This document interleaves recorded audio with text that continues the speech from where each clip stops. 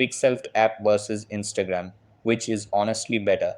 Hey guys, in this video, I am going to show you a complete comparison between Pixelfed and Instagram to help you decide which one is better for you.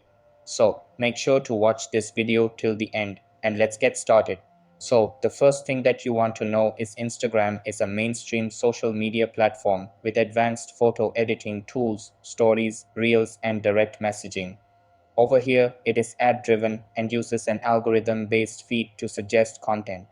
After that, let's talk about Pixelfed. Over here, it is a privacy-focused, ad-free, and decentralized alternative. It offers a chronological feed with full content ownership, but lacks Reels, AI-based recommendations, and built-in monetization. Then, let's go over which one to choose over here.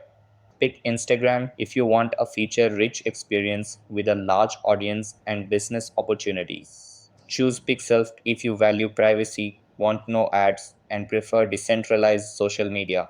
So that's the comparison between Pixel and Instagram. That's all for this video.